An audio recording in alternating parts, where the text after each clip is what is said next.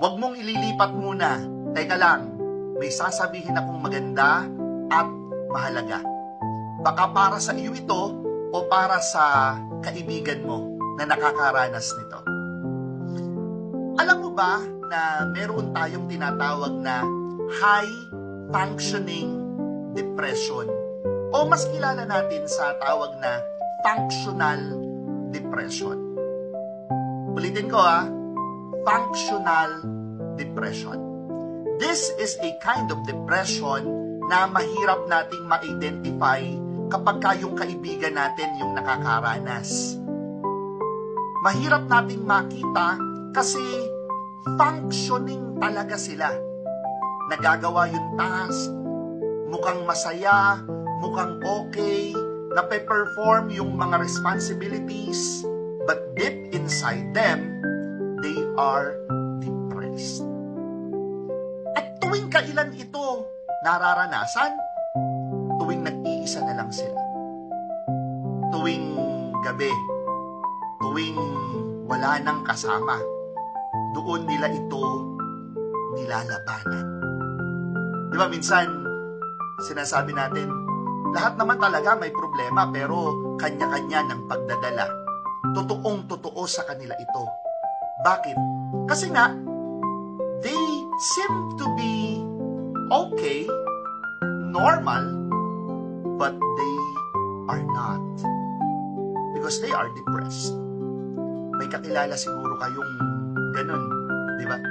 O kaya kayo mismo, kapag kakasama kayo ng inyong grupo, okay na okay kayo, nakakapagpinta kayo ng magandang ngiti, nakakapagpinta kayo ng masayang aura, pero pagka kayo na lang, depression comes in.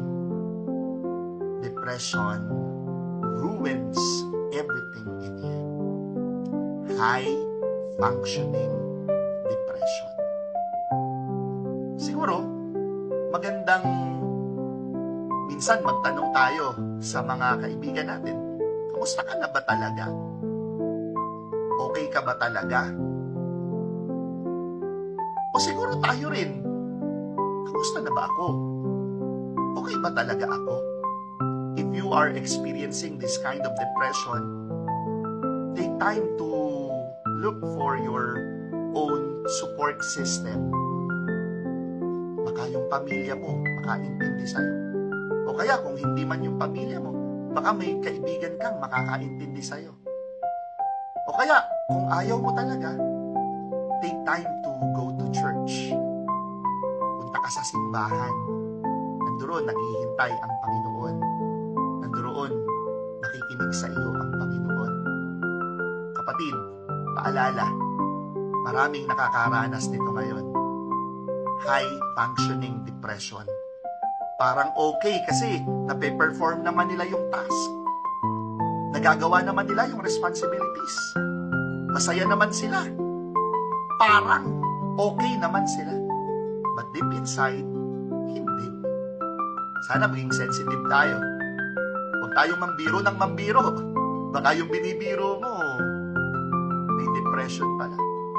Baka yung pinagtatawanan mo, nasa bingit pala ng pagdedesisyon.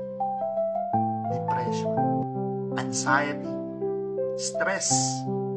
Sana maging mulat tayo sa mga tulad nila. High functioning depression. Father Dani po, God bless po.